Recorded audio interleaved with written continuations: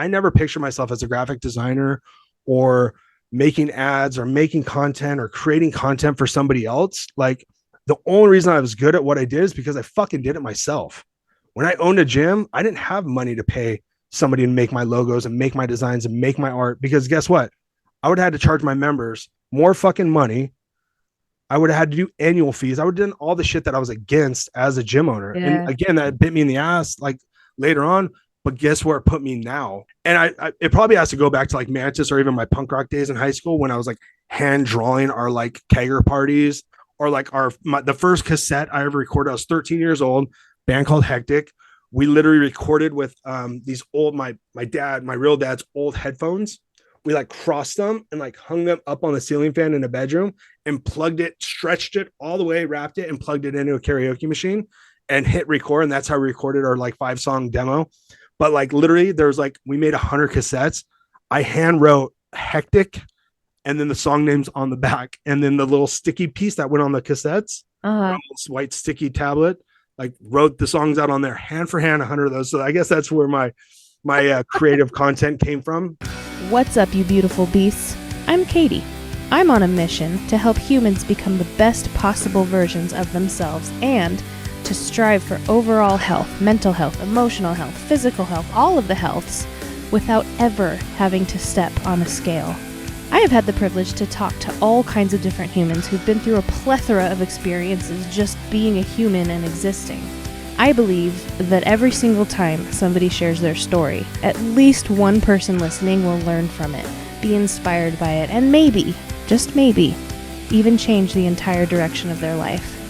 These are the stories of humans unveiling their beautiful beast. Keep listening.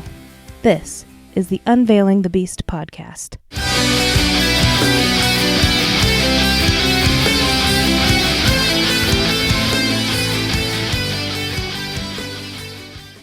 So I don't think I've seen you since I quit CrossFit.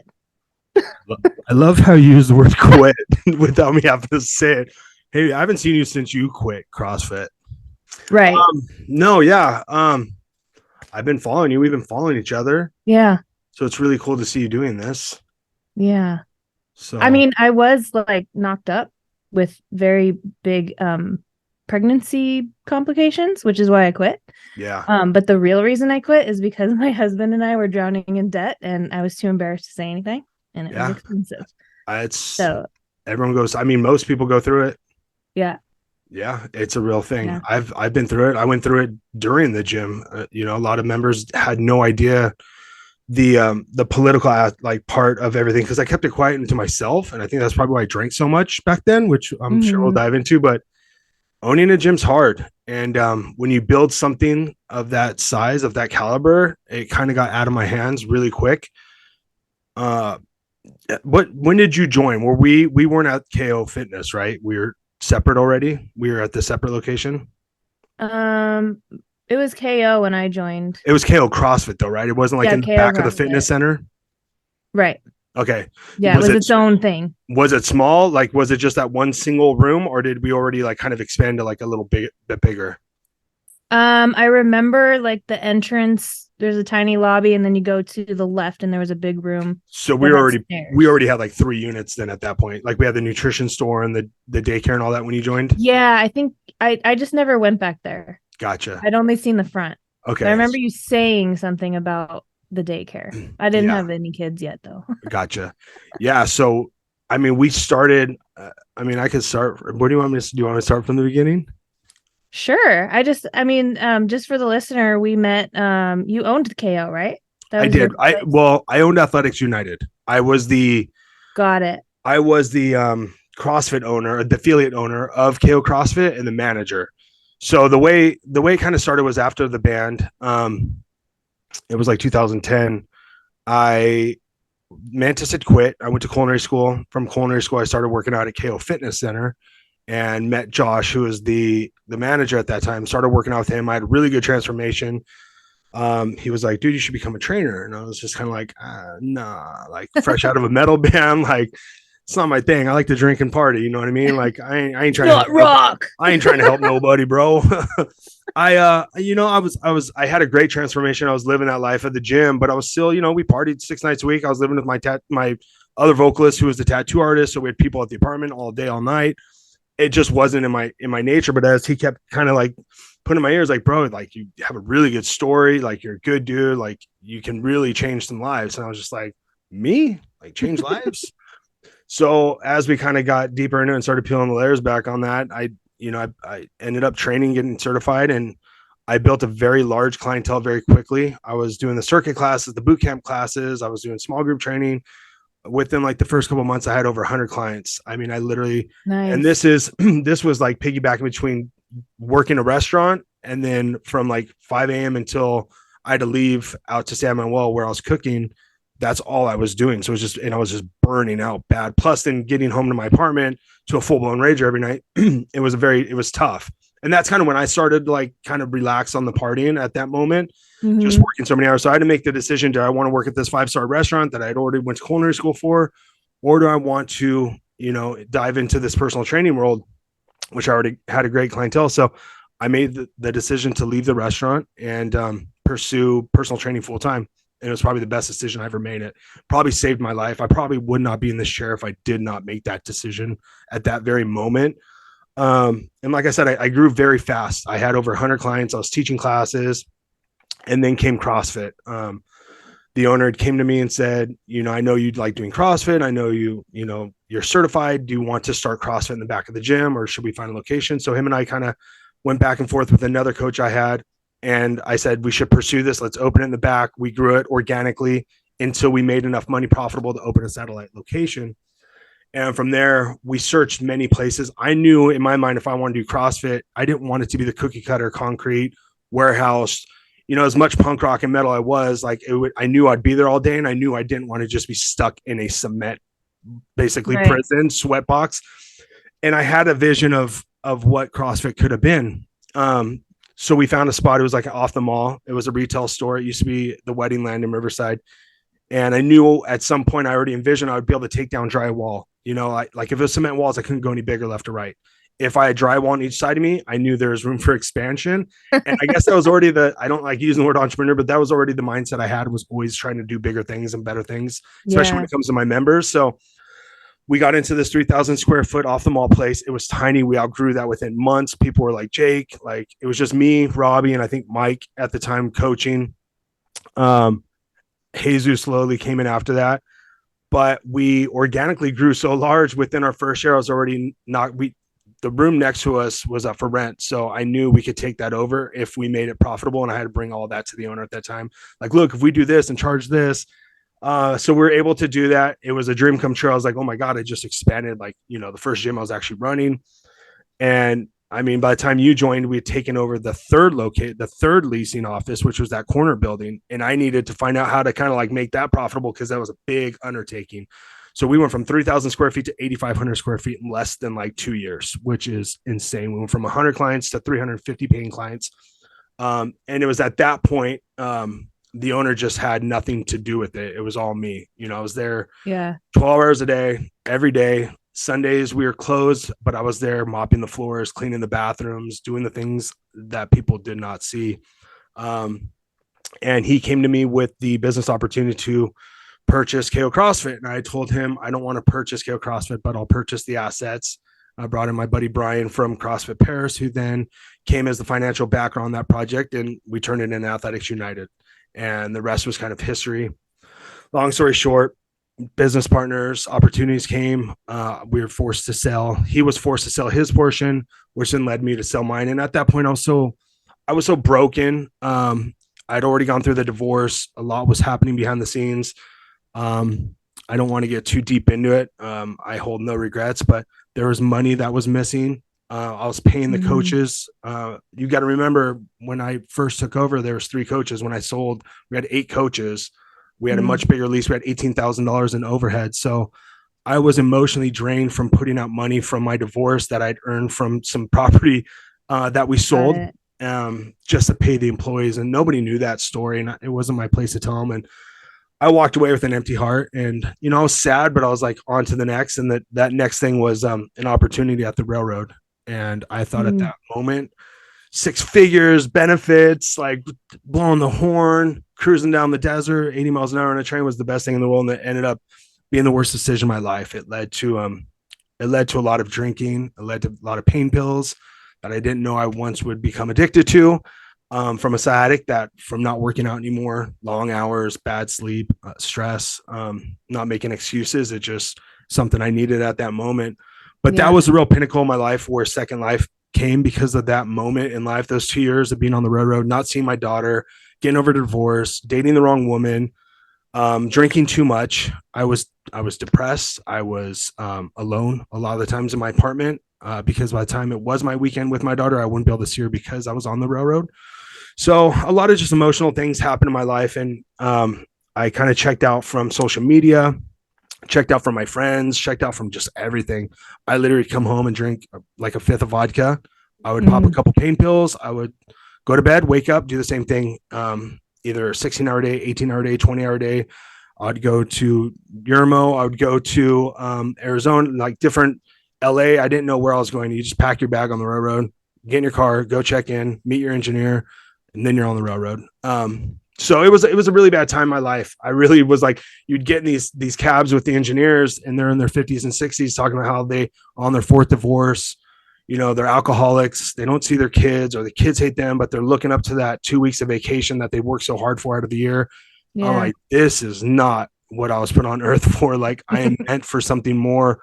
And so many people were hitting me up at this point. Like, when I was seeing people, they just knew something was wrong with me. They knew I was either on drugs, or I was depressed, or just emotionally checked out.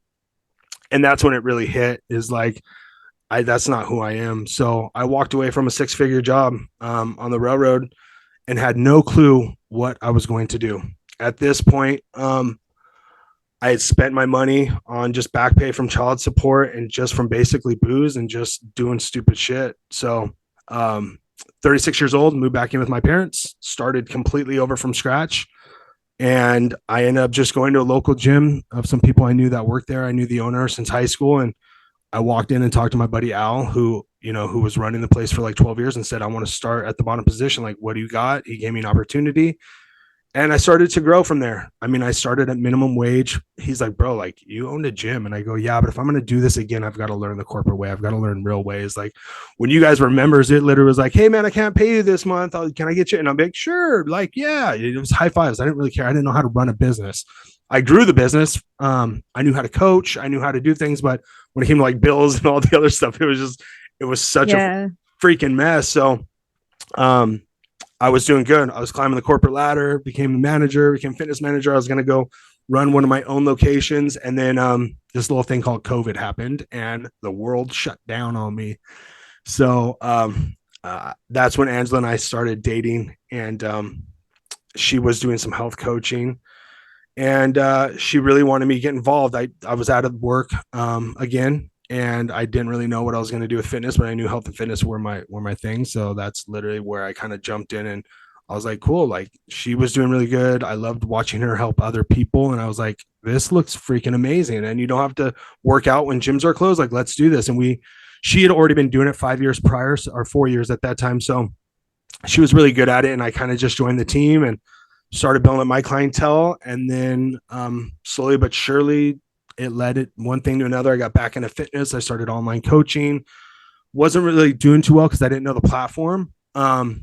But I was kind of just building my brand Second Life behind the scenes, like my graphics, all my content, just being a motivational dude and just doing what I could while people weren't at the gym. I was giving away free, plans, at home workouts. I have like a year's worth of like at home workouts I was doing that were just quick little wads, like 15-minute MRAPs and stuff like that I like to give Yeah. away for free. Um, and then, yeah, it kind of like led me into the next like couple years, and here we are today. I mean, I've got a lot more to talk about, but did you have anything specific that you want to touch base on, or like that what drew you to asking me to be on here?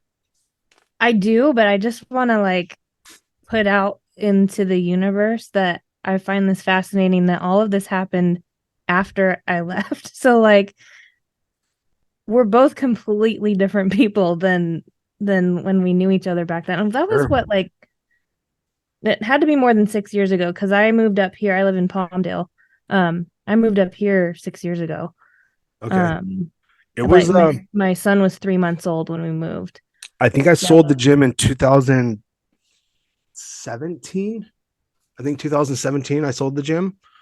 Um yeah, a lot has happened, and I talked to a lot of people from the gym still here and there, and people keep in contact, but nobody really really knows what happened in my life, yeah, nor do I talk about it. I'm not as vulnerable on social media as I should be as a coach, but I still find ways. I went on a Riverside podcast not too long ago and kind of talked about it and peeled some layers back. But it's deep. I mean, people like yeah, have no idea. And I should make it more apparent on social media. And I guess this podcast can kind of bring some of that out. But I mean, when I still see people on there tell me how good I'm doing right now, I'm just like, you have no idea what it took to get to where I am today. Like, and I don't say that very like to be like, look at me. Like, I worked right. hard. Like half the time I didn't work hard. I didn't work hard at all. I drank a Yeah. lot. I had a lot of empty conversations with myself in my empty apartment, looking to see if I could get another bottle. It was really bad. And for 6 months of my life, um, leading up to leading up to starting at that facility, that gym, I had to like literally, I was addicted to pills and I didn't even know it. I wasn't doing it for the high. I didn't know. It wasn't Right. anything where I was just like, oh, I'm going to take this or I'm going to do this. Like it wasn't my drug of choice. I broke my neck in 2003 and didn't like pain pills, but being on the railroad and sitting for hours and walking on the ballast for miles and miles in boots, like my shit, and stopped working out. My shit was literally hurting. I went to my doctor and that started with like Percocets, and from Percocets it was like, cool, those worked for a minute, now what? And it literally, like, I had to go off the market and go find my own source, and that source was very very bad. I should have freaking been dead from it, and I thank Mm. God and the people upstairs every single day that I pulled out of it. And some of my best friends who literally were like, dude, Jake. And I didn't, like I said, I had no idea. I had no idea how bad it really was, nor will I ever probably, thank God. But to be Yeah. able to walk away from it and now tell my story and help other people in addiction and recovery. Now I'm, I think May, and I'll kind of get back to that, but May of this year was my last sip of alcohol, and it wasn't meant to be forever. It was literally just like I was over it. I was like, dude, this is Yeah. serving me no purpose. And when shit's not going your way, you got to switch some shit up. You got to get uncomfortable, and Yeah. that's what I did. I haven't abused alcohol and probably since then. I wasn't a big drinker. I still got really drunk and I had some good nights, but the less you start doing it, the more you realize it really does nothing for you except cause pain and money. Yeah. So, yeah, leading up into that, it's really what's got me to where I am now. Not to really like lose focus on where I was. I'm kind of jumping all over the place, um, Totally cool. but yeah, the last 5 years have just been a shit show, and a great, I got remarried at 40. I did 2 physique competitions when I was 40. Um, what else had happened? God, there's been so much, but I told myself once I started slowing down, when I knew I was turning 40, business was doing good, but I knew there was more. I told Angela, who's now my wife, I knew we were getting married in Hawaii. I was like, I want to do a physique competition when I turned 40. She was like, okay. And I've never, me, I was never like the most shredded dude at CrossFit. Like, but then again, I always drank and I always, had tacos and all the stuff. So, but for me, I was like, as I got older, I was like, I don't care. I'm a better coach than I am an athlete. I was great at Yeah. CrossFit, but I'm like, I don't want to be the best at exercising. Who the hell wants to be the best at exercise? That's just stupid, So, I knew I had to do something different and just change it up, especially growing an online business. So I just wanted to seed myself, and I knew it would change something in here if I went to the extreme, like a physique competition, and to put myself through that kind of challenge. So Mhm. that was probably the best thing I ever did for myself. That's kind of the pinnacle, like where everything was just like, okay, cool. Like, let's get after this now. So, and then I ended up doing a second one. God knows why. The first one wasn't bad. The second one was even worse. But I did the second one because I had a buddy who wanted to transform himself, and I Mhm. helped him, and we were good. We were training together, and then like a month out, he's like, "Bro, I'm not going to do the comp." I'm like, "Dude, like, come on, man." So I ended up doing it by myself in Vegas, but it's all good. I'm actually doing another one here in a couple months. But yeah, turning 40, getting married, and doing physique comps was really like kind of like a great, last year was such a great year. And I had no idea how I'd up that this year. And this year I was more focused on finance and family. I got selfish in 2022. 23 was more, my daughters are getting old. They're 9 and 10 now. Really kind of committing to my career, my job, and helping as many people as I possibly could. That's what this year's been focused on. So it was, I think it was, May. It was May, because that's why I stopped drinking as well. Is I invested a lot of money into this company, JW Fit, Justin Winslow Fitness. I see it on my shirt. I was watching Justin. On your tit. Yeah, it's on the T. It's on your tit. Yeah, that's where we like it. I had not personally known Justin, but we had mutual friends, which was Brandon Chapetti of Bleeding Through. He owned Rise Above. I don't know if you remember, I had Rise Above clothing in our gym that I sold his apparel. I think I remember that. Yeah. He had some really dope shit. And he was just a good dude. He was a really good lead vocalist for Bleeding Through. And anyways, so we had a mutual friend between him, and I kept seeing his shit pop up, and we were friends. I don't even know how we became friends on Instagram, but he would get on camera and he was very vulnerable, and he was telling his story about addiction and where he came from, and heavy metal dude tattooed up. I was like, this is my kind of people, and then I just happened to reach out. I fell in his funnel, and I was like, I need to get on board with this. Like, I knew I could be an online coach, but I had no idea where to start. Like, open a gym, I could turnkey a gym and make it profitable easily. Online was a whole new game. So I invested some money, got in the coaching community. At that point, I think we were like 30 or 40 deep. Great people from all over the world. I mean, we have Canadians, Norway. We just got our first clients in China. And you just hop on these Zooms with these guys, man. And I don't even find it competitive. Everyone's like, isn't that competitive that you're like in this community with all these other online coaches? I'm like, you know how many people are in this world that need our help? I'm like, it's not competitive. You learn off one another. Who I'm going to train isn't necessarily going to be, train, like, want the same trainer as this person. So everyone's got their own personality, their own avatar, their own, who they're seeking. Like, I could probably pull, some clients, but not everyone's going to want to work with me. Not everyone's going to want to work with this guy. So we have to have that diversity. So it was just such a cool community. I just got down, I dug, I just started running my ads, building my content, building Second Life Fitness.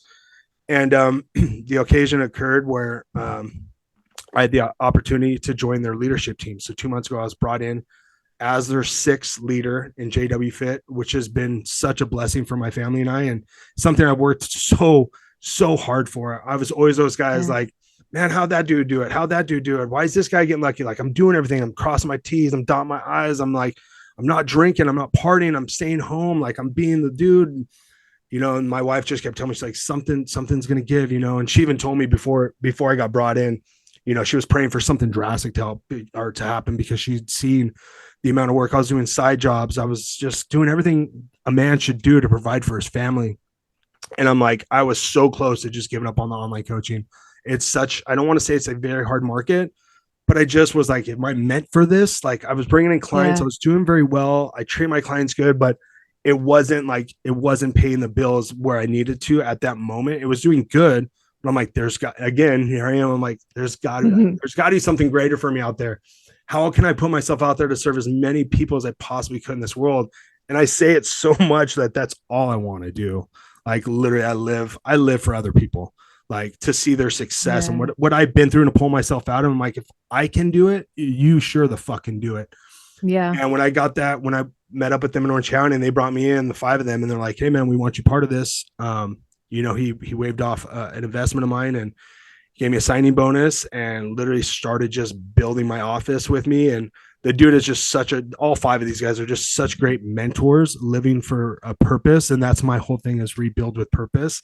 So it was such an honor to be brought in and them think of me at this point. Now there's over 100 coaches in our industry. We've got over, I think, 160 coaches now or something like that worldwide.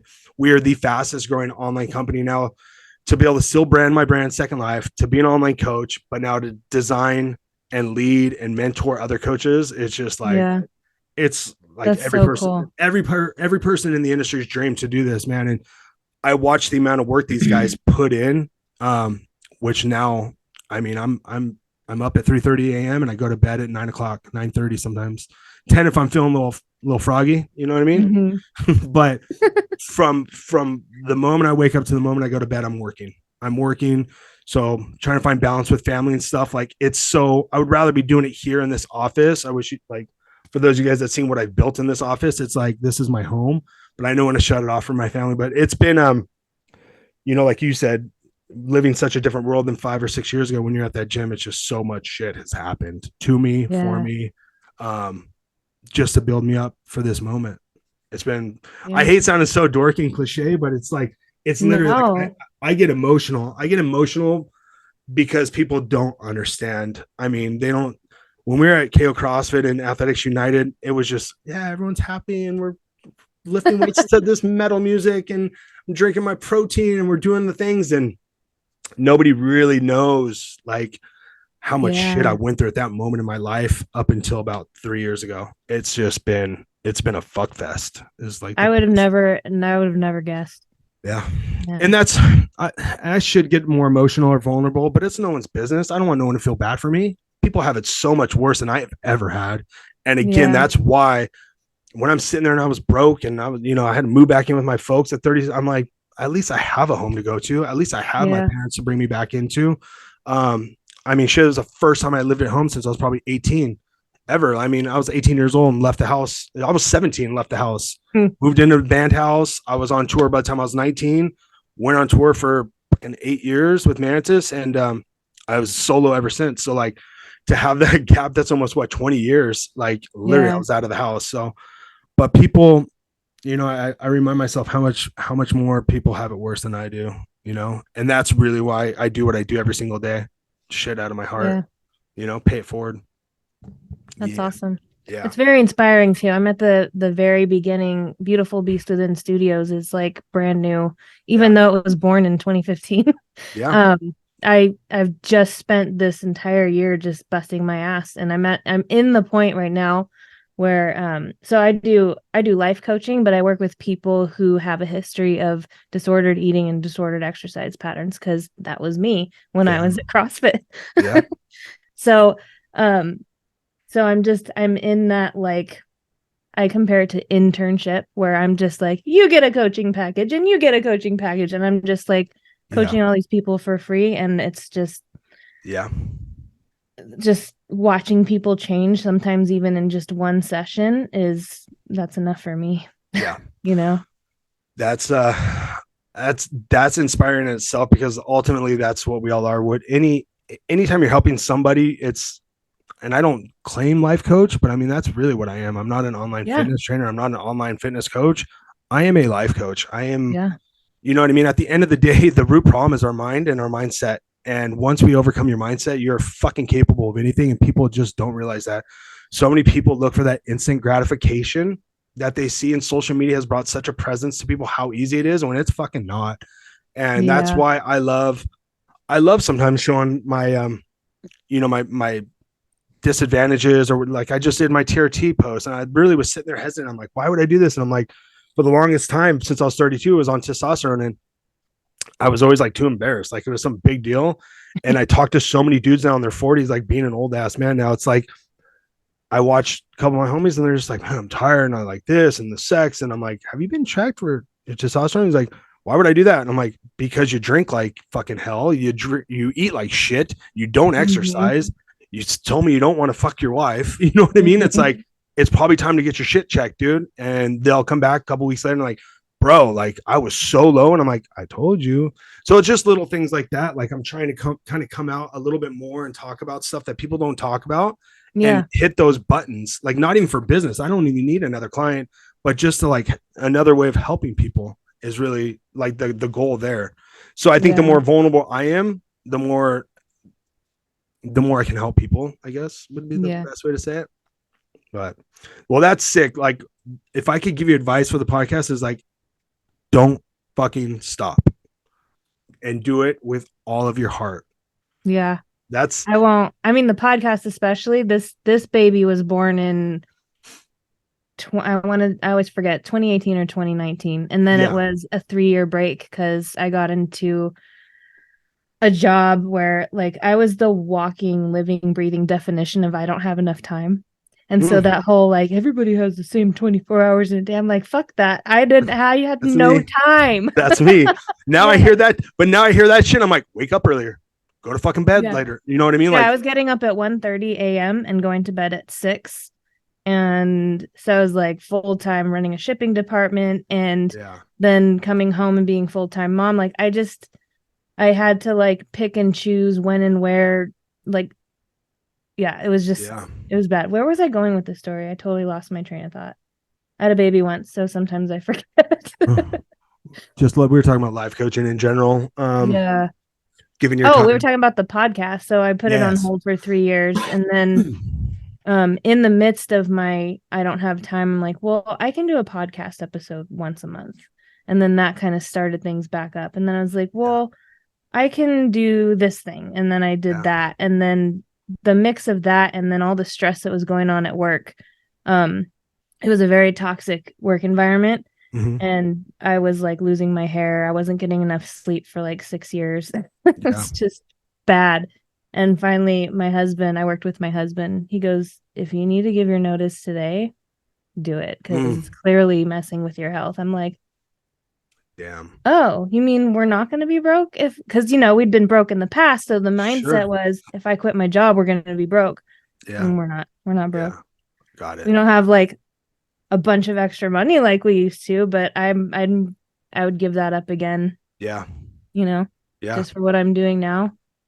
I'm a completely different person than I was like 7 months ago. So, Awesome. yeah. It's I tell people so much, and like I hate being that guy. It's like we all get the same 24, but I've literally been through it. Like I've been through it, and people just aren't willing to sacrifice, like, the good for the great. It's really like it's almost fucking sad.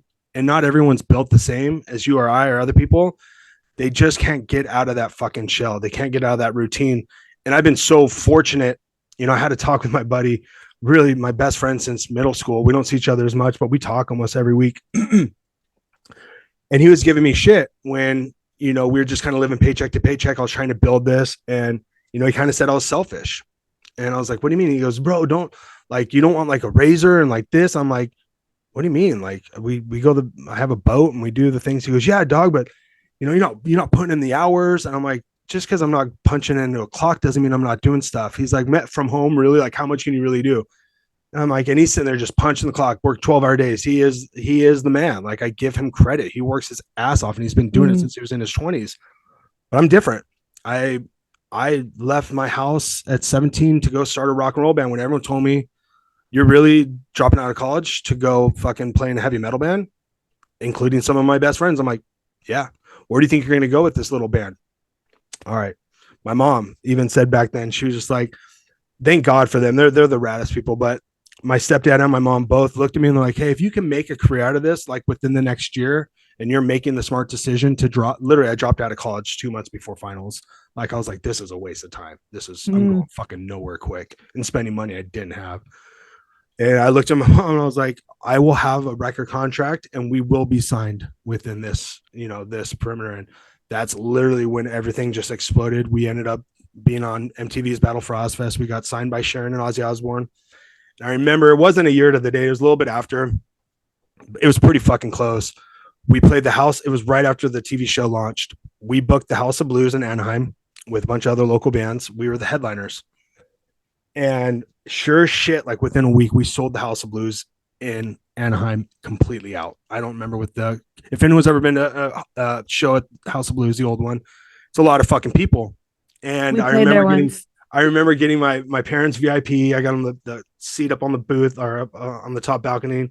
My grandma was there. My uncle was there. And by the time Mantis went on, the place was just fucking erupting. And like, it was the biggest show not the biggest show we'd ever played, but for our home area, it was pretty big. Like, we did the Glass House, we did Showcase, we did all the places, but to be at the House of Blues, Anaheim, downtown Disney, it was pretty emotional. And I just remember our first song just started and I'm like getting goosebumps because you could just see the floodlights hit the crowd. And like, I could see the entire crowd and I just see my mom and my stepdad just looking at me like, what the fuck, dude? Like, who is this guy? And it was just the raddest fucking feeling because then after, like, we went out to our merch booth and we just got swarmed. We were signing autographs for like an hour. People were like, it was like Michael Jackson shit, but in like the heavy metal scene, like, I've never seen it before. And I'm like, fuck, we did it. And like, I remember like giving my parents money, being like, here's I got a signing bonus, but that was just feeling, but that's where I was leading to with this is like, my whole life, people been like, why are you doing that? You're not going to make it. Even when I bought the gym, like, you know, I had people telling me like, when are you going to stop with this hobby? Like, what the fuck do you mean? I'm a gym owner. Like, what more do you want from me? I fucking own a business in Riverside. Like, but it's like, that's what fuels me is when people tell me I can't. It's the same shit. It sounds cliche, but it literally is like, tell me I can't, and I'm going to fucking do it. Yeah. So since I've been at that age in the band, that's what's given me that mindset is literally I've turned a garage band, and I say there's 5 of us, but I did a lot. Like I broke my, going through all that, I broke my neck in 2003. And I was the one that told the dudes like, hey man, this is where Second Life came from, was literally when I broke my neck in 2003, I broke my C4 and C6. They went through my front vocal cord and they literally I was 21 years old. They told me they're like, what do you do? And I'm like, I scream. And they're like, you'll never scream again. I had like, they paralyzed my vocal cord. I couldn't talk. I literally was like the Godfather for months. And I was so fucking depressed watching Mantis play without me for those 6 months. One day my voice came back, and that's when I was like, hey dude, we're going on fucking tour. This is my Second Life. Like, and Second Life Ahead was our second song on our freshman album. So that's how long Second Life has been around, is getting second chances. And this is where my mindset's always been. But even like when the band broke up and everyone's like, what the fuck are we going to do now? Like, what do I do? Do I go do construction? I'm like, you know, I fucking love cooking. Like, I want to open a restaurant. I was good friends with Gary Romano. He owned all the Romanos. I was cooked there for many years. And I was like, you know, it'd be really fun to just open a bar grill, have some bands play, fucking. So I went culinary school. Well, out of culinary school, I got offered a sous chef position at a 5-star restaurant at San Manuel. It was like unheard of that someone in that position could get to that ranking so fast and be able to accomplish becoming a chef at a 5-star restaurant straight out of culinary school. I went and got, you know, personal training. I got my CPT, certified personal trainer certificate. You know, 3 months later, I'm the personal trainer director. 3 months after that, I'm a manager. 3 months after that, I'm the affiliate owner of CrossFit. You know, a year after that, I own a gym. So really, it's like, once I put my mind to some shit, that's what I tell people so many times. I'm like, you just got to fucking want it bad enough. Like, you know, and once you get it, you got to fucking work even harder to keep it, you know? And that's what I'm learning right now is you cannot let your foot off the pedal. I've just been fortunate to just have that work ethic. And like, I just never wanted to be punch in, punch out, clock in, clock out. I take orders, I listen, but I want to be my own boss. I want to be able to take my daughters to the river on a Thursday and not have to ask for time off in advance. You know what I mean? So, going back to my story with my buddy, like just recently, you know, after like years of him giving me shit, you know, don't you think it's selfish? Why don't you go get a real job? Like, what the fuck you doing, man? It's not fair to your family. Like, bro, like, don't you want to make more money? And I'm like, dude, money's always going to be there. You can always have money. It's like, but I can't ever get my daughter's time back. I can't ever get my family's time back. You can't get memories back. You know what I mean? They're just memories at that point. So I told him, like, bro, that's nice. You're making all that money, bro. But when the fuck do you spend it? You get 1 day off a week. You get 3 weeks of vacation a year. Like, tell me how that is success, dude. You have to ask your boss. Like, he couldn't even come to my grandma's funeral because he couldn't get the time off. And I was like, bro. So finally he reaches out after all this. And, you know, I got the leadership thing. And he's like, man, I just want to tell you, I'm proud of you. He's like, I'm so fucking burnt out. I need to find something else to do. I can't keep going this way. Yeah. And I go, bro, I've been telling you, you know, and that's really my point of this whole story is no matter what your age is, no matter what you're going through in life, there's always something better. There's always something, and it's up to you to make it. No one else is going to fucking do it for you. Like Justin wasn't going to just reach out to me if I didn't put the fucking work in. You know what I mean? Yeah. He fucking saw, even though I was struggling, he fucking saw the work I was putting out. I was helping the coaches already. Like, that's just me. Like, I will take my shirt off anytime and give it to somebody who's in need of it. But I am the ultimate, like, example of don't fucking listen to anybody. Mm-hmm. Do what you feel in your heart. And when you do that, do it 110%, and do it because you generally love doing it or you want to do it. I didn't get in online coaching. I didn't own a business to make money, because we all fucking know gym owners don't make money. We all know online fitness coaches. Yeah. Some of them floss, you know, most of these motherfuckers are renting Ferraris, renting Lamborghinis, renting houses, renting Airbnbs, faking that they fucking made it. Bull fucking shit, homie. Show me your transaction. Show me your bank statement. Yeah. It ain't that easy. And I knew getting into it, it wasn't going to solve all my problems. but I knew what I was put on this earth for, and it's to fucking help people. And Yeah. literally, when you are that genuine and you live with abundance like this, it's good shit's gonna happen to good people. And I'm a firm fucking believer. Yeah. Yeah. I love that. I love that about you because so many people, including myself in my coaching community, we need coaching on how to change from the employee mindset to the entrepreneur mindset. Yep. It was hard for me because I've always been a rule follower. Mm-hmm. And the thing with being an entrepreneur is there are no rules. Yeah. It's like you make your own fucking rules. That's So, a fucking that is the hardest thing yeah. I've had to is like systems and following your own rules. Like, yeah, trust Yeah. me. Um, it's so true that you say that too, because it's like that's probably one of the hardest transition is some people just don't they can't figure it the fuck out. Like some people need to be told what to do, and that's not a bad thing by any That was means. me. And That I was me. was, and I have when I Yeah. worked on the railroad, when I did certain, even when I was as a personal trainer, like I had to clock in, clock out, do the things, but you still get to make your own hours. And I'm not against anybody who lives that life. Fucking more power to Right. you. But if you generally are unhappy, if you hate what you fucking do, if you hate your boss, if you hate your coworkers, if you hate sitting in traffic, if you hate living paycheck to paycheck, fucking do something about it. Yeah. Don't be a bitch. Like I tell people all the time. Don't be a bitch. I love it. There's no. I'm 40. I'm gonna be 42. I have no reasons to like be behind the bush. Like even with my clients, like when somebody hits me up to be one of my clients or something, I tell them straight up. Like I'm like, you got to put in the fucking work. I'm your coach, but at the end of the day, you got to fucking show up. You got to show up for yourself. You got to show up for your family. You got to show up for your money. Like get after it. And I'm still a sponge. Like anything I do, Yeah. I'm still a sponge. I learn every single day. Like my art director, Steve, like I never picture myself as a graphic designer or making ads or making content or creating content for somebody else. Like the only reason I was good at what I did is because I fucking did it myself. When I owned a gym, I didn't have money to pay somebody to make my logos and make my designs and make my art because guess what? I would have had to charge my members more fucking money.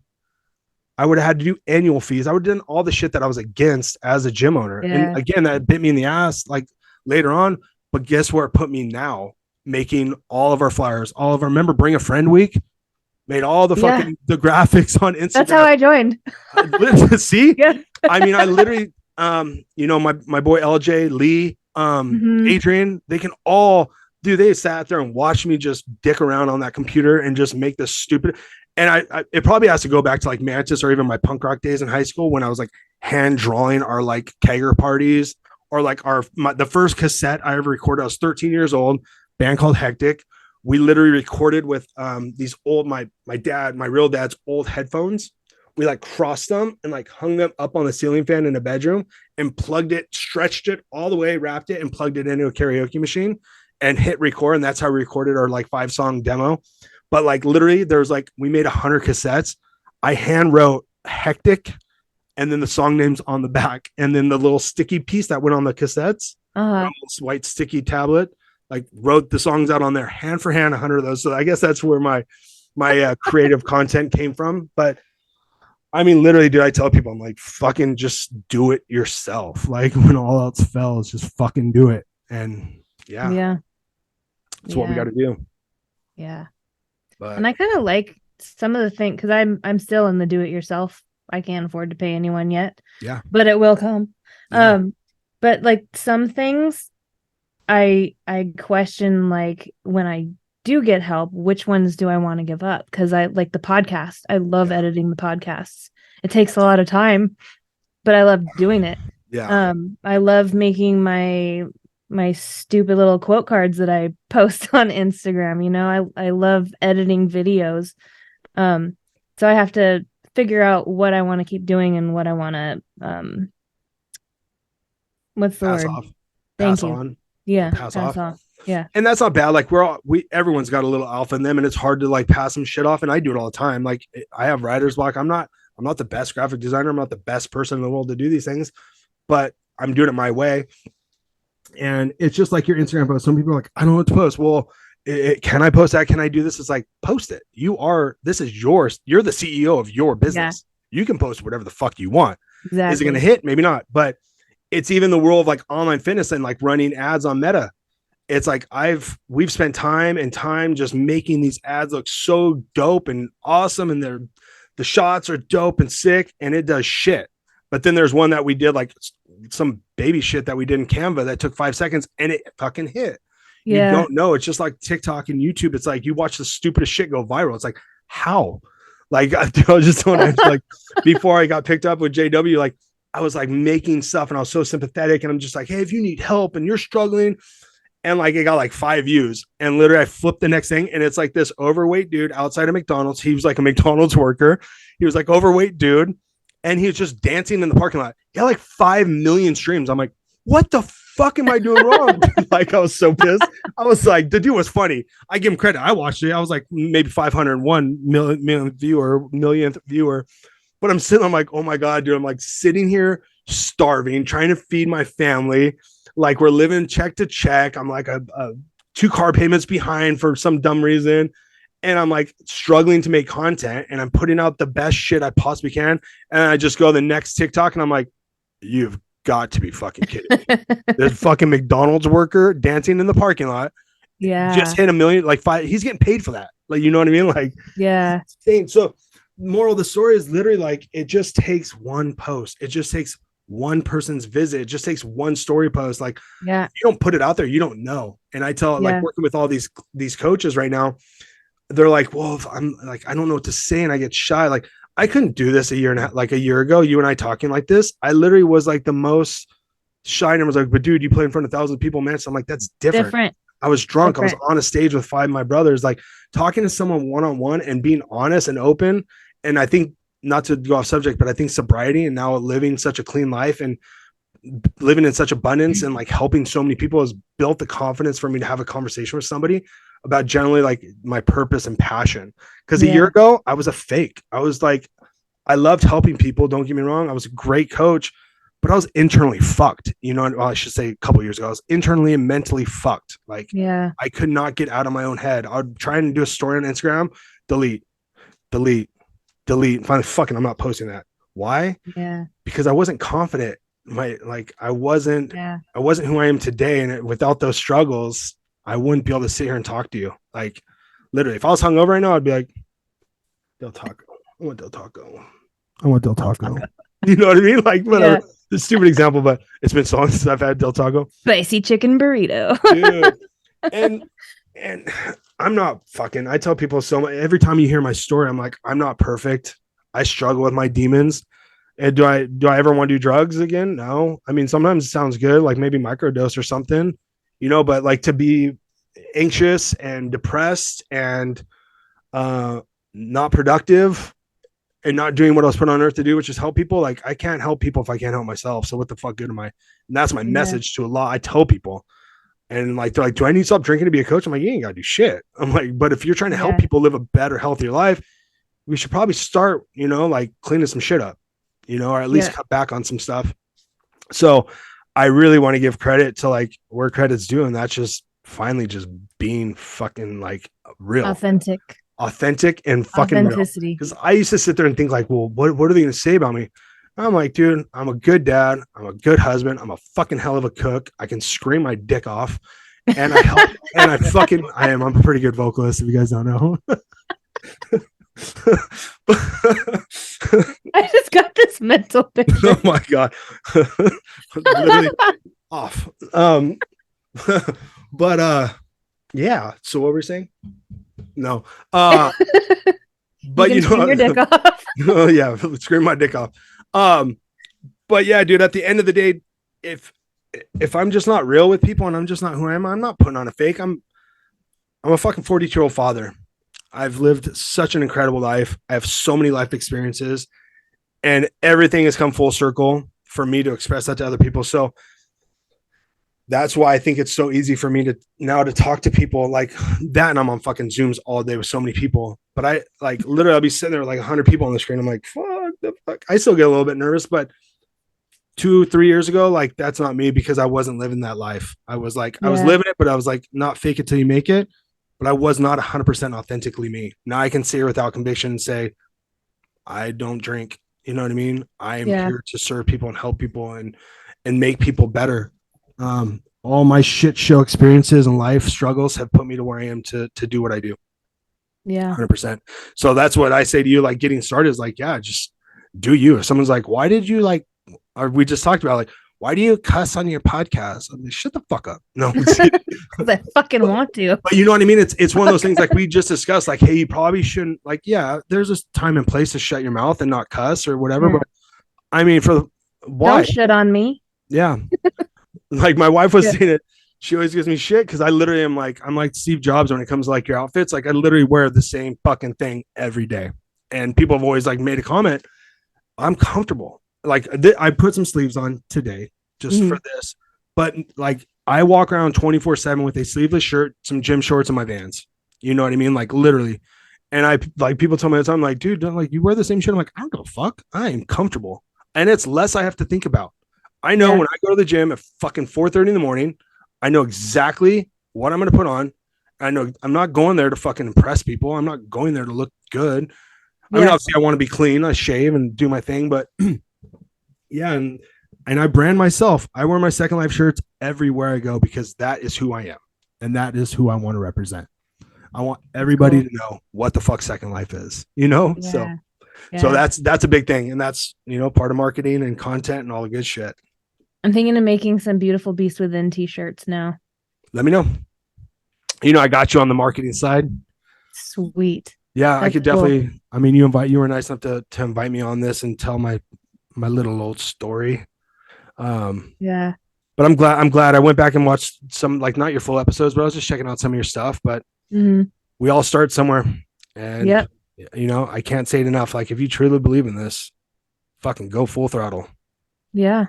It's the And I only way think shit I gets can done. help a lot of people too, honestly.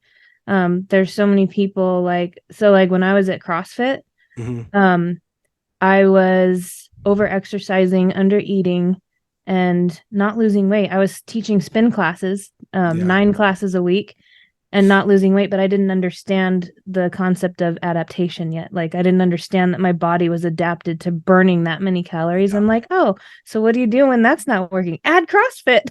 So I was just like, my body was exhausted and Yeah. yeah. But had I never been there, I would not own a barbell right now in my gym downstairs. Good. Like I fell in love with the barbell at KO.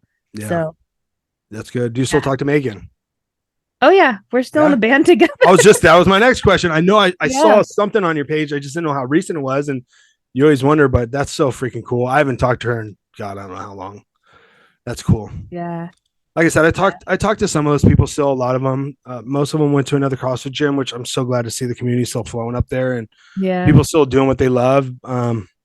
Yeah, it's cool. But I'm in my own business now. I'm in my own lane. You know what I mean? It's like I said, it's family and finances now. And I check in. I do a lot of check-ins.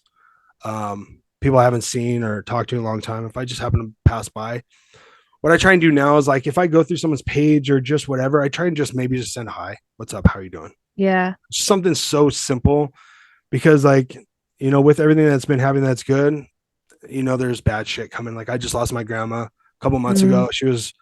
She was the last like link to my real dad. She was the Sirokman. So crazy story. I lost my dad when I was 2. Then his brother, the oldest uncle, he passed when I was like early teens. And then Mm. the third brother passed some maybe 12 years ago, 13, no, like 2008 ish, somewhere around there. So my grandmother outlived her husband and all 3 of her sons. Wow.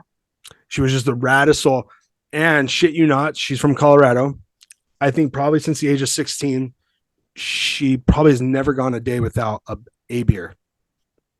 Wow. We call her Keystone Mary. Her Keystone was her drink of choice, but literally up until she passed, she would have her Keystone. Like literally, the last time I saw her, about 4 days before she had passed, she was drinking a Keystone. She was so awesome.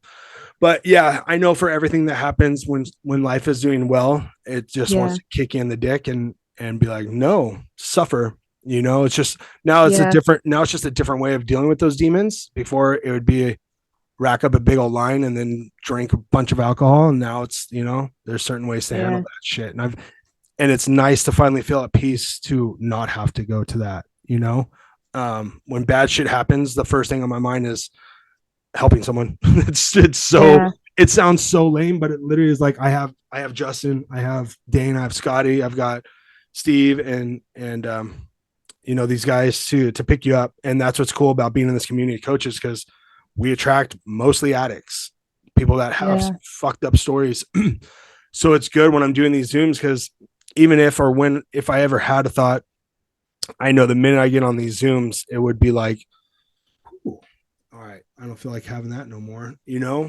because you just help somebody, and or you'll get that DM from one of the coaches like, thank you so much. Like, we had 3 content calls last night and some stuff, and woke up to a bunch of thank yous and some coaches that were like, man, I appreciate everything you do. It's so great to be part, and it's just like, fuck, there it is. It's like that CrossFit community game, but it's online.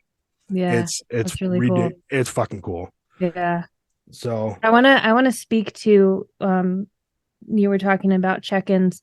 Just for the listeners, like he really does check in. I was in a very low mental state one time and I was like, I don't know if anyone does this, but you're sobbing and scrolling, yeah. sobbing and scrolling. Oh yeah. And I don't even remember what your post was, but it got me out. It like snapped me out of it. Yeah. And I don't even remember what I commented. And he checked on me. He's like, hey, what's up? What's going on? You okay? And I'm like, Yeah. thank you. Oh, Sometimes dude. we just need a friend, Yeah. to check on I us. I just did the same thing. I won't say her name for privacy reasons, but I saw she was like liking my stories, and she was a member at the CrossFit gym for a very long Mm. time.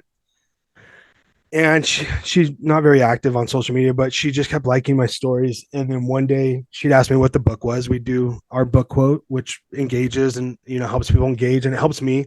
I have a system. I'm not going to go too off track, but when I see some people and there's like, what's up with all the motivational quotes and the blah blah blah, and I'm like, asshole, it's not for you. Well, that's my shit. That's my remind. It's my Instagram page.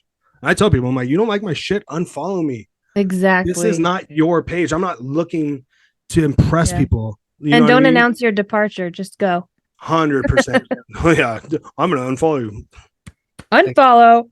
Thanks. I'll here. Let me do it for you. Block. Bye. But I tell people, my sister gave me shit one time, as proud as she is. I mean, she's like, dude, Mr. Quotes, like motivational guy. I go, look, Kelly, that's my path. That's my system every morning. Because what I do is I have a system. I don't check my phone. I don't fucking let anybody dictate my day. I am the creator of my day. I am in charge of how that day is going to go about. My affirmations, my gratitude, my book quotes. So when I find these motivational quotes, I find them the next day, or like usually at night, and I'll help my wife find them too. If I come across something or a quote I like, I save it, and then I remind myself that next day that's the way I'm going to live that day, or that's what's going to like force that day to come.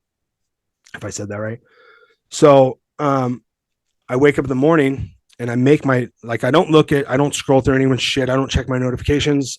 We have like a leadership thread, and I'll check in with the boys at like 3:30. We're like, it's like a pissing contest. Like, hey, what up, assholes? But I'll set that motivational quote, and that'll be like my post around 4:30 a.m. Then I open my book, whatever book that is I'm reading at the moment, and I'll read a couple pages, and then I'll find that quote that I love from that book, and that kind of sets the pace of the rest of my day as well. So I post those two things, then I do that. So I tell people, I'm like, I'm not posting that to be like, ooh la la, my life is perfect, because many, many people know it's not. At least if they know me personally, they know what I've gone through. It's my post to set my pace for the day. Same reason I make my bed every day. Same reason I make my daughter and my wife lunch or pack my daughter's lunch, and I make my wife's breakfast every morning. These are my systems. These are my gratitude. This is my way of just doing all my shit. And obviously it's fucking helped. So yeah, so when people like talk shit like Mr. Motivational, I'm like, fuck you. Like, you don't know me. Like you obviously don't know it's always been rainbows and sunshine over here, pal. And not a lot of people do. No one talks shit. But just getting those messages from those coaches, just like how much I've influenced them, or just like what you just told me, like that's why I do it. So going back to the member, she just hit me up one day. She's like, what is the name of this book? And I gave it to her. I go, listen, so-and-so, it's not about the book. It's about the message. And the message of that day was what set my, she goes, I love that. This is what I'm going through. Well, long story short, she's now one of my clients, and I didn't intend for that, but she needed Yeah. somebody to help guide her with mind. And I'm not even taking clients. It's just, we have a past from like the gym and stuff. Like anyone that comes Yeah. with Kale, like, let's do this. Um, it was more or less because she was really, really fucking hurting. And when she saw that post, it led to something more. And I started unrailing that. Like we talked for weeks before she even signed up. Like I literally was like her guidance counselor for a couple days or a couple weeks, just helping her generally. Like I wasn't even trying to, like, I wasn't like, buy my program, do this, do that. Hey, it's this Right. much. If you want to train with me, I didn't say shit about it. She kept saying like, hey, I want to join your program. And I'm like, cool, whenever you're ready. I know you're going through some shit. But that just goes to show exactly what you said. Like I do this shit just so it can maybe help that one person. I say it all the time, every podcast I've done, every conversation. If I can just help one person for Mm-hmm. the rest of my life, I can die a fucking happy man. Yeah. You know what I mean? Yeah. And if I haven't helped that person that day, I better treat my fucking wife with 110% because she Boom. deserves, you know what I mean? If I get Yeah. to the end of the day, I'm like, fuck, did I help anybody? Babe, come here. What do you need? Yeah. Like I make her dinner every night. I try and that's I don't really believe in all the you know what your love language or whatever it is. Oh But yeah. for me, it's like gifting, like making her dinner is like my way of showing her love, like cooking. So yeah, but that's it. It's kind of crazy you said that, man, because that's really how a lot of people have hit me up is just, man, they'll like people I haven't talked to, I'll see them in person and like they won't comment, they won't like, they won't share, they won't, I don't even know they're fucking watching me on social media, but I'll see them somewhere like, bro, like that shit you said the other day, like, oh my God, man, that got me through. I'm like, why do you comment? They're like, oh, I don't even feel dumb. I'm like, bro, like, thank you. Yeah. Same thing with Shake and Bake. Like, that's why I've canceled Shake and Bake 1,000 fucking times. I'm like, dude, no one's watching Shake and Bake. I'll go to a party or we'll go out somewhere. Someone's like, Shake and Bake. I'm like, you watch, dude. I made like 15-year meals. I'm like, can you fucking share it? Like, I'm like, I'm not trying to make a YouTube $1,000,000, but I'm like, just show me some love that you like are watching it. But yeah, even Shake and Bake. I mean, that's just another way of me just helping people. Like, I wasn't Yeah. trying to be the next Food Network star or whatever. Like, I literally was like, I had some clients that are like, I what do I like make? And I'm like, Shake. fuck, Sally, I can't tell you one more recipe. And I'm like, let me just show you. And then like I did the first one, and someone was like, that's actually really good. I'm like, really? I'm like, dude, that's a really good way to get your clients to fucking eat healthy. And I'm like, all right. And it was fun for me. So That's so cool. I'm glad you yeah. mentioned that because the person who trained me in life coaching, um, I he started as a coach in 2006. Mm-hmm. I think 2006 or 2007. I didn't reach out to him till 2016. Crazy. 10 years later, I didn't comment. I was just like, we call him a lurker. I was just watching all his stuff and just soaking up all the information. Yep. And I didn't reach out to him till 2016, and I didn't join any of his programs until 2018. Damn. So I'm like, you have to be like, if you're going to be in this, you have to be willing to speak to an empty audience because there are people watching, they're just not showing their face. Well, it goes back to the beginning of Mantis. I mean, that first tour we went on that I booked for 3 weeks up to Idaho, I fucking remember it because I think we were broke by the time we got to Idaho. So we couldn't fucking buy beer. We couldn't buy drugs. And it just so happened we were playing at a titty bar. I didn't know I booked a titty bar. I wasn't mad about it. We were kind of pretty stoked because we were kind of bored at that point. It was like we had a couple days off getting from Washington to Idaho. It was like a venue on one side and then a full blown, just like we're talking from Dust Hill Dawn titty bar. Like it was like, holy shit. It was like the best of both worlds. Cool. But I remember it was in the middle of fucking nowhere. I don't even know how I found this place. I mean, you got to remember there was no Instagram back then. I don't even know if MySpace was out yet.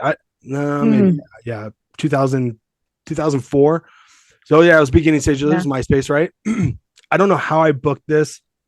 I think I had a buddy watching that may have done it. Actually, my buddy Joey, who's no longer with us. Anyways, long story short, we get to go play, and it looks like it's going to be a great venue. Stage is dope, but dude, like the first band goes on, there's fucking no one in the crowd. Mind you, we didn't know, like we weren't big then. Like this was like before Ozfest, before all the shit. We just were this shitty band from Southern California. We were good. Second band goes on. Third band goes on. We go on. All three of the bands left. We played in front of a bartender, 2 waitresses, and the fucking promoter. I'm not joking. And we went up there and we played like we're at Ozfest. Like we tore it up. We just played it. But that just goes to show, like, a lot of people would have given up on that tour. A lot of people would have been like, dude, this is too hard for us. Yeah. We took that moment and we just had a good time playing with each other in Idaho. Literally, we ended up getting drunk. We got some beers from the guys. Like, I'm so sorry no one's here. So they just fed us alcohol for like 6 hours. We got up on stage and we just played like there's a million people there. And that's the same mindset you have to go into your business, is like, you have to be consistent. You have to keep showing up. You have to keep doing all the things. Because if I would have just stopped playing that night and be like, fuck, man, ain't no one ever going to come to our shows, we would have never been as big as we were in Mantis. So I take that same mindset. And I think that's what led me to leadership in JW Fit, was even at my brokest, even not signing up 5 clients a day, even not getting likes, shares, comments, posts, I literally kept showing up every morning. I did my book post. I did my motivation quote. I did my workout post. I did all my other shit. If I wasn't posting, I was making content. I just showed up every fucking day. So that's literally what I tell people now, being like, as in the content creator and digital designer and all that stuff, is you have to be consistent, because you never know who the fuck is watching you. If you're posting for 2 weeks straight and then all of a sudden you just don't post for a week, and Bob from fucking North Dakota has been following you because he needed something, and you guys connected on a level that he connected with nobody else, and then you just stop fucking posting, guess where Bob's going? He's going to the next guy. He's just the next dude. And that's exactly how this industry works. So I want to add to that too. Do shit that scares you. You know what I did yesterday for the first time that made me shit my pants when I would think about it? I did my first live. Oh, those are hard. Yeah. And I was with one of my other coach friends, 2 of my coach friends. And I just mentioned, like, I can make videos all day long, but those used to scare me because I thought, you know, my brain would say once I turn the camera on that everybody's watching now. And then I got over that because I can edit it. Yeah. But it came out that she's like, we should go live someday. She's from South Africa. Yeah. And I was like, I don't know. I'm scared of that. She's like, we're doing it today. I'm like, okay. And then she made me sing. And then I was getting requests to dance. I'm like, no, that'll be 10 lives from now. So, but yeah, I did that. And I didn't need as much toilet paper as I thought I would. Good girl. You had diapers on then. And then I committed, huh? Did you have Depends on? Is that why? No, I just, it was all over the bench that was outside the restaurant. Yeah. But then I was like, okay, this is cool. I'll do a live every day until the end of January. Yeah. Lives are rough. I don't do them. I remember the first time I did a live one. You're doing it today. Yeah, you're like, oh, I didn't tell you. It's on the bottom in the small print. You didn't read, asshole. God, I remember doing my first live when I became a health coach with Angela, and I had to speak on they did like these morning huddles. I was like a couple hundred freaking, mostly women in the health company we were doing. It's a weight loss program. It's super, super dope. Angela still coaches on. I'm still somewhat of a coach. We help. But it was a lot of women. And I was so fucking nervous. And I remember I took 3 shots of tequila at 7:00 in the morning. And I wasn't alcoholic. I wasn't trying to get fucked up. I was just so nervous. Trying to calm down. I was only drinking maybe like on the weekends, but this was like a Monday morning. But I'm like pacing back and forth. I'm like, oh my God, dude. Like, what the? And all I had to do was just tell my story. I just had to tell my story. I lost 20 pounds in 30 days and this and that and blah. I had it all down. I knew what to do, but I fucking hated going live. I hated talking on camera. And I remember like 7 a.m. I'm like, I have to calm down. Like I'm so fucking nervous. I remember I took 3 shots. I'm like, fuck it, let's see how this goes. It was a bad idea. Bad idea. Don't do that. Because I had like 3 cups of coffee too and no food. So I was like, but just looking back at that, how nervous, but really what it was is I just wasn't authentically myself. And I was so scared of what everybody was going to think and what I was going to say. And if I was going to fumble. And the more you think about it, it's like, so what if you fumble? Yeah. So what if you lose your thought of training? You just simply just go, what the fuck was I talking about? And I do that. I've done that a lot now. Like there's been times I'm like, and people love it because I'm thinking in my head while words are coming out, because I'm not like, I'm just trying to I'm trying to say the right things that I think people want to hear instead of saying the things that they need to hear. Right. And that's when shit changed for me. I was just like, I'd be talking to you and I'm like, yeah, and this, but I'm thinking like, tell her about that one thing or tell her about, and I'm like, well, why'd you tell her that, stupid? It's like almost like Yeah. that sound all crazy, like voices in here. But if you understand, it's like I wasn't just chill and relaxed and just going, I fucked up. I've lied. I've cheated. I've done drugs. I wasn't a good dad. Like, you know what I mean? And once you really put that shit out there, it's like, what are you going to say that's not going to already hurt me? I've already been bankrupt. I've already gotten my ass kicked before. I've broken my fucking neck. You know what I mean? Yeah. I've lost my home. I've lost jobs. Like, what are you going to tell me? You know what I mean? Like, there's nothing nobody can say to me that will break me these days, and it's taken a long time to be able to say that. You're the first person I've ever said that to. Like, there's nothing, a death in my family is one thing. You know what I mean? That's going to crush me. That's something out of our control. But from here on out, anything I do, I'm in fucking control of it. So whatever the person thinks about me, like we said, unfollow. Yep. You know how many fucking people I've blocked in my life because I didn't need you know how many comments I've just deleted instead of like telling back. And the old me used to sit there and go, man, that's so pussy of you. You didn't fucking comment back to that person, or why don't you like toughen up, or why don't you do this? It's like, I ain't gonna let waste of time. I ain't gonna let them bother my day. They don't fucking know me. Exactly. I did nothing personal. Now, if I did something personal to them and they came back with that kind of shit, that's one thing. But I know in my heart, I didn't do anything to that person. They're just an asshole. There's something inside of them that they need to get fixed. So a couple of the times, if I've known that's been the situation, I'll write them. I'll go, hey, dude, do you need help? Are you okay? And Justin, my leader, I learned this from him, is obviously the bigger you get, the more followers you get, the more fans you get, the more just people around you in your circle, the more haters are going to fucking come out. They're going to fucking just do everything they can because they're not okay with themselves. And, we just had this talk. Somebody commented on something and I wanted to retaliate. And he's like, why?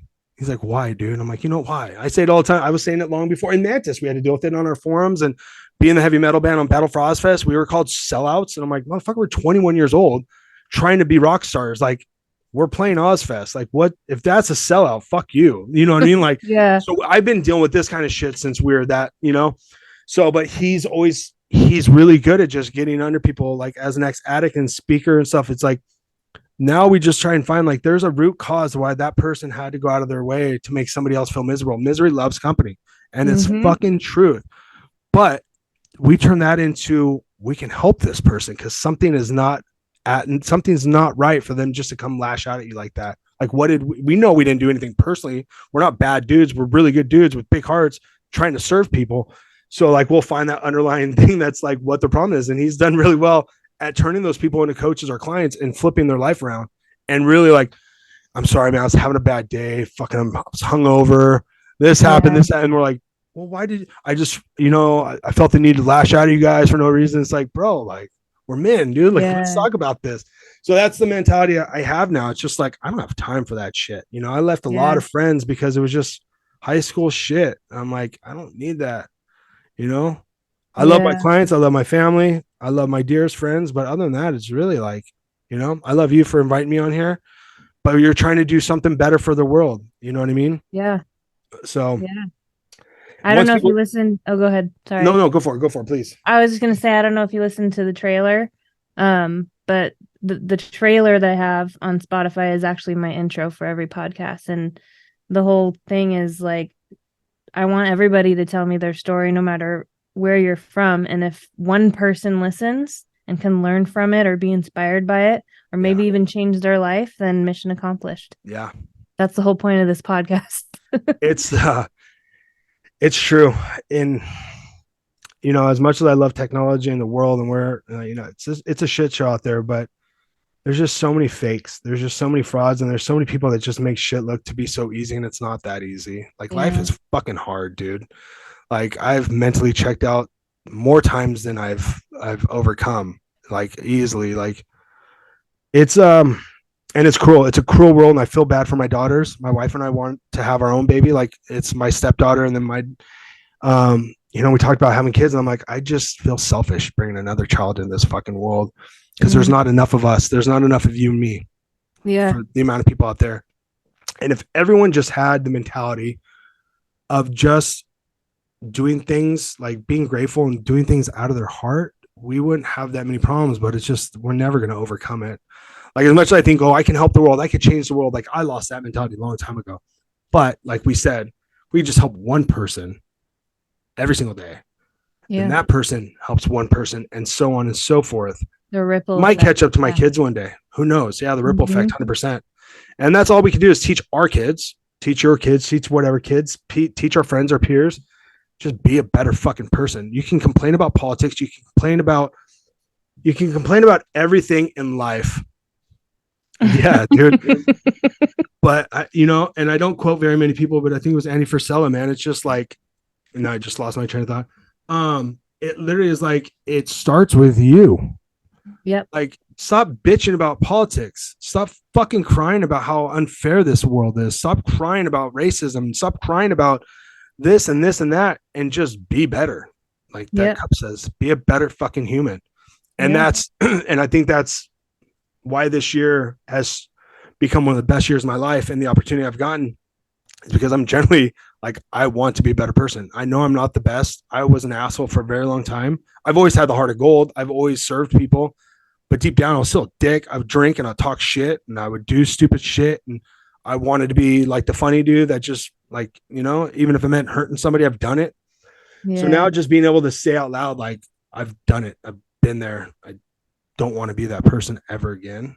Like, and that's really why I stopped drinking. I told you before, like when I said this was my last drink, it was like, it wasn't a forever. It was like a for right now. And then that month, then I started doing, like, a lot of people are like, oh, I fucking put it up like 20 days sober. Cool, Jake.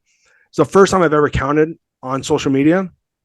And the only reason, again, that was for me. That was to hold that to me. Cause then finally I'm like, maybe I am better without it. Maybe I don't need it. Maybe I just should give it up. And is it still a forever thing? I don't know. Like, I still don't, I'm not an addict. I wasn't an addict. I mean, we're all addicts, but, I haven't abused alcohol in fucking 2 or 3 years, like it was really 2022. I kind of stopped. I drank 4 out of the 12 months. So I've gone long periods, but now just so much good stuff is happening and I'm helping so many people that I don't think I ever need to go back that road, Yeah. So hopefully in a year, I'm not like, fuck, no, I'm kidding. But I even still say it, like, people are like, are you done forever? And I'm like, I think so. I think I could go the rest of my life without a sip of alcohol. 100%. That's cool. The last thing I think I did was like some microdose on some mushrooms, which I used it for creativity and positivity and all the good stuff. And I don't see anything wrong with that. I had no like side effects like days after or anything like that, but it's not something I need every day to escape from reality or get more creative. The longer you go with sobriety, the more I don't know how to say this. I'm not very good with these words, but the longer you go without certain substances, the more you realize like the power inside of you, I guess, if you say, you can really see, like, alcohol is just a coping. Like, I want to be the dude when I'm drunk and I want to like jump off buildings and fucking be like, yeah, I want to be that guy sober. Like, how do I become that guy sober? And the answer is by becoming that guy, I guess. Yeah. That fucking makes sense. I mean, metaphorically, that's kind of what you're doing. Right? Yeah. I mean, yeah. I want to be as confident as I am when I'm drunk. I want to be as, as adventurous as I am when I'm drunk. I want to be as outrageous as I am when I'm drunk, like, but sober. Yeah. Really, like, that's the goal. Like, so. I drink once a year and I deep throat my bottles. Oh, wow. I apologize, folks. Hold on. I should say I drink with somebody. I drink with my husband's best friend's wife. We drink like once a year together. Got it. Well, I drink once a year. Now, I'm not going to try and turn you, but what's the point of the once a year? New Year's. That's just, I mean, there is no point other than to get drunk and be silly. I guess that's a question. And deep throat bottles. And you guys can't do that sober? Well, we can. Okay. Yeah. All right. I mean, it's not harming you or affecting you. That's a good thing for me to think about, though. Like, what's the point? And that is really what it's come down to in this last year is everyone's like, well, why don't you just have one? Or why don't you do this? And it's just like, well, what the fuck is the point? Like, literally, like, I like, not to sound like a dick, but I used to be the same way. Like, if I was one, I would be the party bully, or like, hey, why don't you just have one? Like, why don't you just join me? Because again, misery likes company. You don't Mm-hmm. want to be alone. And that reel I just did last week. Um, whose voice was it? Fuck, I can't think now. I have a brain fart. Um, oh, it's Bedros. Bedros literally was like, that person wants you to drink with them because deep down inside, they're fucking miserable. They want somebody, a partner in crime. And Yeah. as I started getting away from it, and that's where I kind of was, I was like, well, maybe I'll just have an old fashioned because whiskey was my shit. Like it's not vodka. I could slam a fifth of vodka. Like right now, I could probably slam a fifth of vodka. Like it's nobody's business. Mm. Literally just be like, yeah, I drink 100 of those little fucking seltzer things. So my whole thing was maybe I'll just have a drink or like a nice tequila, like Blanco or Mezcal or like a good old fashioned. But then it was really like, no, I drink to get fucked up. Like there's no one drink bullshit here. Like if I'm gonna drink, we're going full out riot, calm the guy, doing the thing. Like I don't have an in between. Like I don't want to shut it off. So for me, it's like, what's the point of one? What's the point of spending the money? And some people are like, well, just to chill and relax. I'm like, I can fucking chill. Catch me at 8:30 at night on my couch. I'm chill as fuck. You know what I mean? So Yeah. you get the point. Like, and now I'm that dude. I'm like, well, what's the point of one? It's like I tell a lot of my close friends, like, well, like I'm going out, so like I feel like I have to drink with them. I'm like, why? Why do you feel like you have to? Why don't we flip the script and make them feel like they don't need to drink? How about we do Yeah. that? How about we do something what doesn't involve alcohol and show each other that that's not really fucking necessary anymore? Yeah. Some people are like, well, I need to do. I worked a long week. I need to unwind. I'm like, you should fucking unwind sober. It feels great waking up the next day without a hangover. Yeah. So What's funny too is sometimes the people that are trying to get you to have the drink are the same people that are like totally completely anti-processed food, any chemicals in your food. I'm like, but you're drinking poison. It's great. I love those. Those are my favorite kind of people. Yeah. Like, Yeah. are you really giving your kid peanut butter? Shut up, bitch. I just want you to drink a fifth of vodka. Yeah. It ain't organic either. Yeah. No, not to be that rude, but no. And I could go on to a whole other topic with some of my church friends, but we won't go down that rabbit hole today. Yeah. To each his own.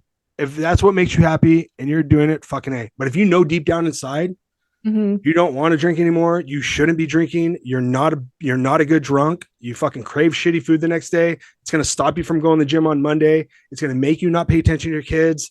Like if there's these signs that are fucking adding up in your life to where you shouldn't do it, that's when it's time to just stop. And for me, Yeah. I knew it was time to stop. Shit was adding up.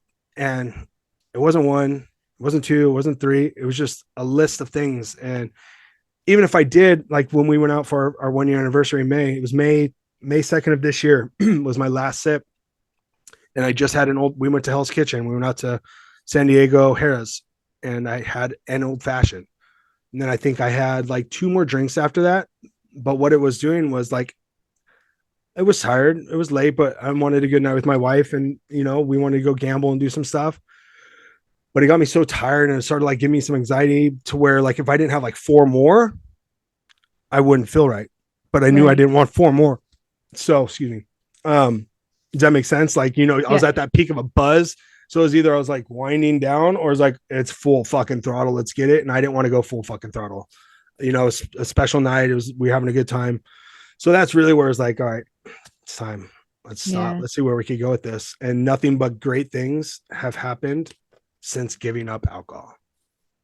Not to sound like that, dude. Like if I were to see myself 20 years from now, like hearing myself, I'm like a fucking douche. But that 20-year-old didn't know what the fuck I was going to go through either. Yeah. And what I've pulled myself out of. So yeah. I do have one more question for you that I ask everyone at the end of every episode. And that is, if you had one piece of advice that you could give to the world, what would it be? I love that question. I think I've touched on it already. Don't give up. Help people be better and be better yourself.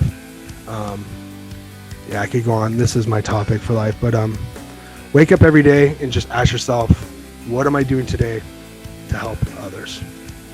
That's what I do every fucking morning. Boom. So, yeah. Awesome. Yeah.